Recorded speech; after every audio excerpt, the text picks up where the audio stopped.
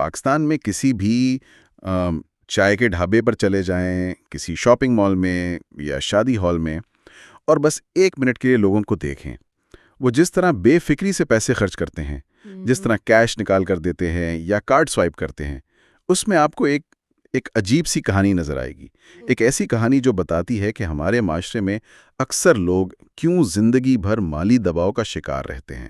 یہ ایک بہت گہرا مشاہدہ ہے اور اعداد و شمار تو اس کہانی کو مزید آپ کہہ لیں خوفناک بنا دیتے ہیں. اچھا. جی، ایک حالیہ سروے یہ بتاتا ہے کہ 60% سے زیادہ پاکستانی گھرانے 60%؟ جی 60% سے زیادہ وہ 50,000 روپے کی ایمرجنسی بھی برداشت نہیں کر سکتے. صرف 50,000؟ ہاں، مطلب بغیر قرض لیے یا سونا بیچے یا پھر کریڈٹ کارڈ استعمال کیے. 50,000 روپے؟ یہ تو آج کے دور میں کچھ بھی نہیں ہے. مطلب ایک نیا اسمارٹ فون یا کسی شادی کا ایک جوڑا یا گاڑی کی کوئی معمولی سی مرمت. بالکل. اور ہم کہہ رہے ہیں کہ ملک کی آدھی سے زیادہ آبادی اس ایک جھٹکے سے مطلب مالی طور پر تباہ ہو سکتی ہے. اور یہاں سب سے حیران کن بات یہ ہے کہ یہ مسئلہ صرف کم آمدنی والے طبقے کا نہیں ہے. ہمارے سامنے ایسے کیسز ہیں جہاں 1.5 لاکھ، 2 لاکھ، حتیٰ کہ 3 لاکھ روپے ماہانہ کمانے والے لوگ بھی اسی کشتی میں سوار ہیں. اچھا. ان کی تنخواہ آتی ہے اور مہینے کے 15 دن بعد وہ خالی ہاتھ ہوتے ہیں. تو اس سے ایک بات تو واضح ہو جاتی ہے، اصل مسئلہ آمدنی کا نہیں ہے. بالکل نہیں، مسئلہ رویے اور عادات کا ہے. آئیے آج ان رویوں کی گہرائی میں اترتے ہیں جو لوگوں کو مالی طور پر قید رکھتے ہیں. ٹھیک ہے، تو آئیے اس کی تہہ میں جاتے ہیں. سب سے پہلا اور بنیادی مسئلہ جو مجھے سمجھ آتا ہے وہ ہے سمت کا فقدان. جب آپ کسی سے پوچھتے ہیں کہ وہ مالی طور پر کیا چاہتے ہیں تو جواب ملتا ہے ایک بہتر زندگی یا زیادہ پیسہ. بہت مبہم جوابات. ہاں، مطلب ان کے پیچھے کوئی ٹھوس نمبر، کوئی ہدف نہیں ہوتا.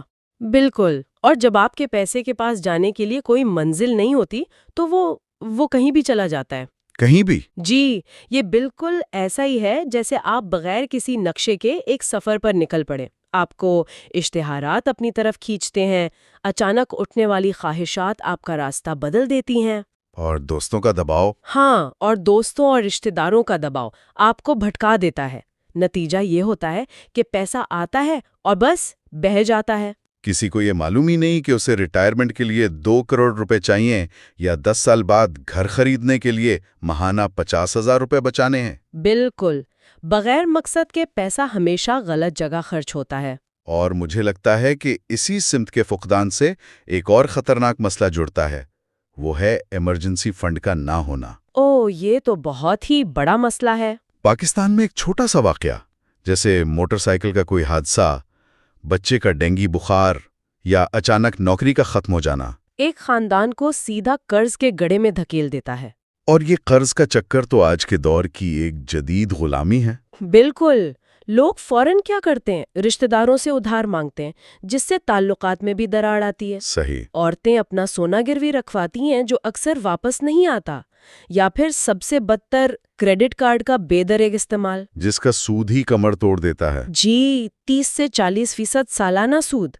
تو ایک ایمرجنسی فنڈ جس میں کم از کم 3 سے 6 مہینے کے ضروری اخراجات جمع ہوں، یہ کوئی عیاشی نہیں ہے. نہیں، یہ ضرورت ہے. یہ مالی بقا کے لیے اتنا ہی ضروری ہے جتنا زندہ رہنے کے لیے سانس لینا. اس کے بغیر آپ ہمیشہ تباہی سے صرف ایک قدم کے فاصلے پر کھڑے رہتے ہیں. یہ تو بڑے مسائل ہو گئے، جیسے کوئی منصوبہ نہ ہونا.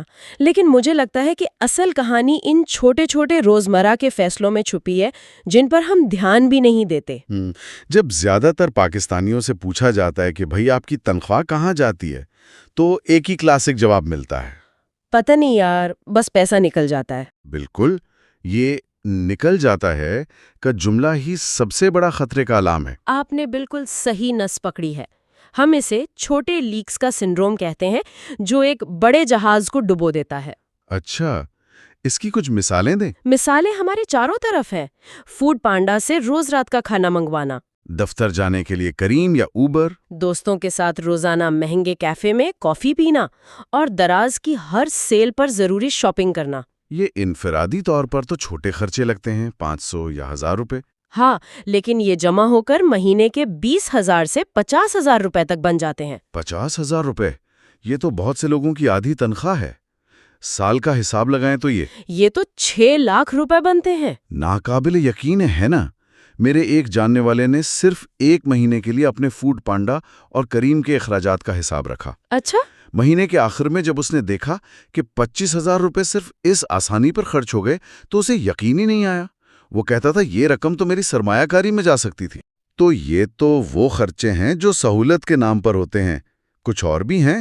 جی، کچھ پوشیدہ دولت کے قاتل بھی ہیں، جیسے سگریٹ یا شیشے کی روزانہ کی عادت، باہر سے کھانا کھانے کا معمول یا برانڈڈ کپڑوں کا شوق۔ ایک 500 روپے روزانہ کی عادت مہینے میں 15,000 روپے اور سال میں 1,80,000 روپے بنتی ہے۔ لوگ اس طویل مدتی فائدے کو روزانہ کی چھوٹی سی خوشی پر قربان کر دیتے ہیں۔ اور اسی سے جڑی ایک سوچ ہے، بس آج میں جیوں، کل کس نے دیکھا ہے؟ یہ سوچ بہت خطرناک ہے۔ پاکستان میں بڑی اور دھوم دھام سے شادیاں، عید کے لیے مہنگے ڈیزائنر کپڑے اور ہر سال نیا فون لینا ایک سٹیٹس سمبل بن گیا ہے۔ بالکل، ان چیزوں پر لاکھوں خرچ کر دیے جاتے ہیں، لیکن اگر بچوں کی اعلیٰ تعلیم یا اپنے بڑھاپے کے لیے سرمایہ کاری کی بات کی جائے تو اسے فضول سمجھا جاتا ہے۔ یہ ترجیحات کا مسئلہ ہے۔ ہم حال کو بہتر بنانے کے لیے مستقبل کو گروی رکھ دیتے ہیں۔ یہاں آ کر بات اصل میں دلچسپ ہو جاتی ہے، کیونکہ اب ہم صرف انفرادی عادات سے نکل کر معاشرتی دباؤ کی طرف آ رہے ہیں۔ جی، اور یہ بہت بڑا عنصر ہے۔ پاکستان میں ایک بہت بڑا مسئلہ دکھاوا ہے، جو لوگوں کو غریب رکھتا ہے۔ لوگ رشتہ داروں اور دوستوں کو متاثر کرنے کے لیے اپنی حیثیت سے بڑھ کر خرچ کرتے ہیں۔ بڑی گاڑیاں، مہنگے فون، برانڈڈ کپڑے، یہ سب امیر نظر آنے کی کوشش ہے۔ اور اس میں ایک بہت بڑا تضاد ہے۔ بالکل، اگر آپ حقیقی امیر پاکستانیوں کی عادات کا مطالعہ کریں تو تصویر بالکل الٹ نظر آتی ہے۔ وہ کیا کرتے ہیں؟ وہ دکھاوے کے لیے بڑی لینڈ کروزر نہیں بلکہ ایک قابل اعتماد کرولا یا سیوک چلاتے ہیں۔ اچھا۔ وہ ڈیزائنر کپڑوں کے بجائے سادہ اور آرام دہ لباس پہنتے ہیں، اور سب سے اہم بات، وہ اپنی دولت کو دکھانے کے بجائے خاموشی سے اسے مزید بڑھانے کے لیے سرمایہ کاری کرتے ہیں۔ تو یہاں ایک اصول سامنے آتا ہے۔ اصول یہ ہے کہ غریب اور متوسط طبقے کے لوگ امیر نظر آنے کی کوشش کرتے ہیں، جبکہ حقیقی امیر لوگ اکثر بہت سادہ اور بورنگ نظر آتے ہیں۔ اور اسی دکھاوے کے دباؤ میں آ کر لوگ ایک اور بہت بڑی غلطی کرتے ہیں۔ برا قرض لینا۔ بالکل، برا قرض لیتے ہیں۔ پاکستان میں زیادہ تر قرض ان چیزوں کے لیے لیا جاتا ہے جن کی قیمت وقت کے ساتھ کم ہوتی جاتی ہے۔ جیسے گاڑی جو شو روم سے نکلتے ہی اپنی قیمت کا 20% کھو دیتی ہے، یا موبائل فون جس کا نیا ماڈل آتے ہی پرانا ہو جاتا ہے، یا پھر شادی کا قرض جس کا کوئی مالی فائدہ نہیں ہوتا۔ یہ دراصل مالی خودکشی کے مترادف ہے۔ آپ نے کہا برا قرض، تو کیا قرض اچھا بھی ہوتا ہے؟ یہ نقطہ سمجھنا بہت ضروری ہے۔ ہر قرض برا نہیں ہوتا۔ قرض کی 2 قسمیں ہیں، اچھا قرض اور برا قرض۔ ٹھیک ہے۔ برا قرض وہ ہے جو آپ کی جیب سے پیسہ نکالے، جیسے گاڑی کی قسط یا کریڈٹ کارڈ کا سود۔ یہ آپ کو غلام بناتا ہے۔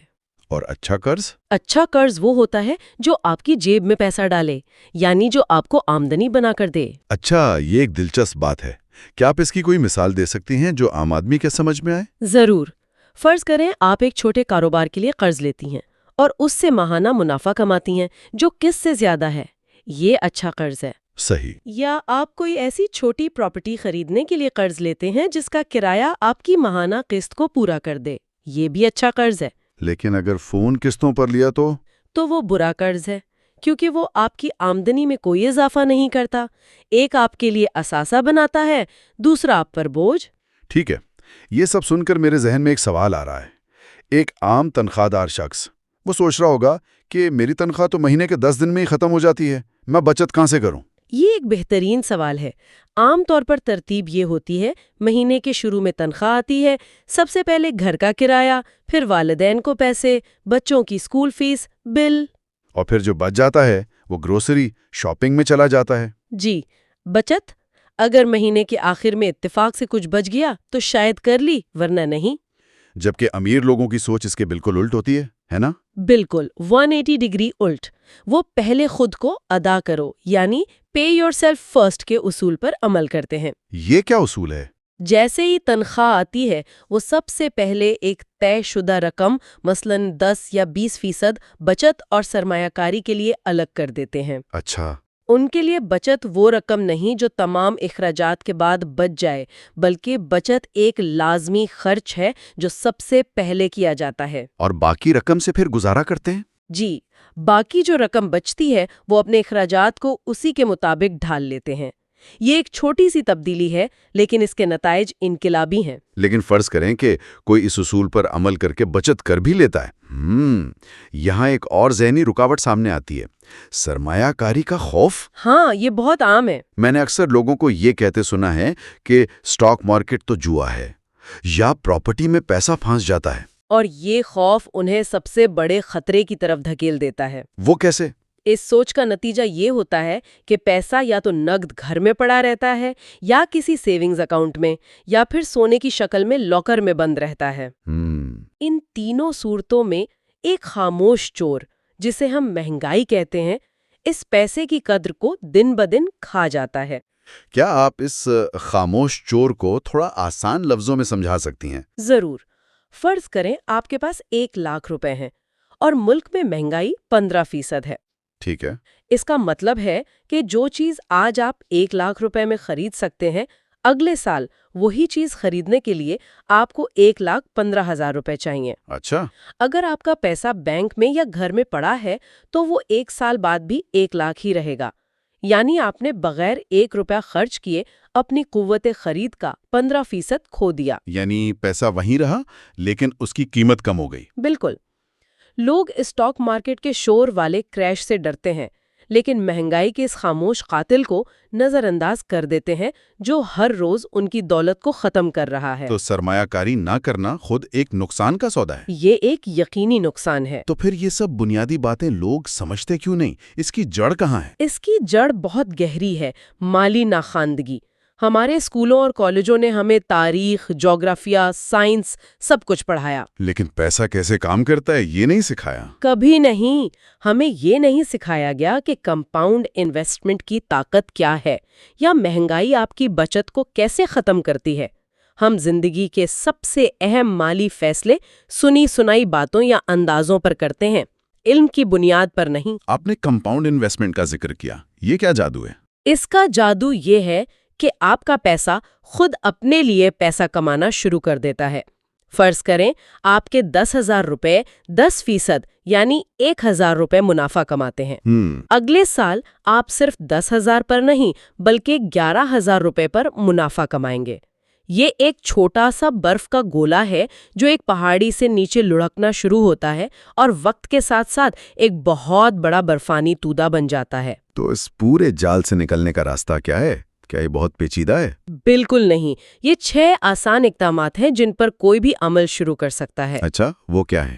پہلا، اپنے لیے واضح مالی اہداف طے کریں نمبرز کے ساتھ. دوسرا، سب سے پہلے 3 سے 6 ماہ کا ایمرجنسی فنڈ بنائیں. تیسرا، ایک بجٹ بنائیں، اپنے ہر روپے کا حساب رکھیں اور سختی سے اس پر عمل کریں. چوتھا، پہلے خود کو ادا کرو کا اصول اپنائیں. یعنی پہلے بچت پھر خرچ. جی. پانچواں، سرمایہ کاری شروع کریں، چاہے ماہانہ 5,000 یا 10,000 روپے سے ہی کیوں نہ ہو. اور چھٹا، آمدنی کے اضافی ذرائع بنانے کی کوشش کریں. اور سب سے اہم بات شاید یہ ہے کہ یہ سب شروع کرنے کے لیے آپ کو امیر ہونے کی ضرورت نہیں. بالکل نہیں، بلکہ یہ سب کر کے آپ امیر بن سکتے ہیں.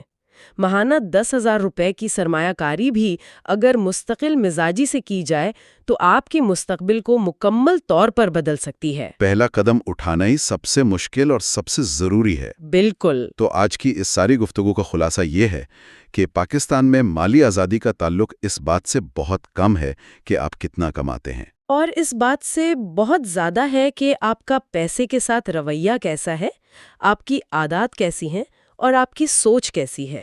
یہ مسئلہ آمدنی کا نہیں بلکہ ذہنیت کا ہے. بالکل. اور آخر میں سامعین کے لیے ایک گہری سوچ چھوڑتے ہیں. زندگی کا سب سے بڑا مالی فیصلہ یہ نہیں ہے کہ آپ کون سا سٹاک خریدتے ہیں یا کس میوچل فنڈ میں سرمایہ کاری کرتے ہیں۔ تو پھر کیا ہے؟ زندگی کا سب سے بڑا مالی فیصلہ اس دن ہوتا ہے جب آپ یہ تسلیم کر لیتے ہیں کہ آپ کا اور آپ کے خاندان کا محفوظ مستقبل اس بات سے کہیں زیادہ اہم ہے کہ آپ کے رشتہ دار اگلی شادی میں آپ کے لباس، فون یا گاڑی کے بارے میں کیا رائے قائم کرتے ہیں۔ جس دن آپ لوگوں کی رائے کے خوف سے آزاد ہو گئے، اسی دن آپ کی مالی آزادی کا سفر شروع ہو جائے گا۔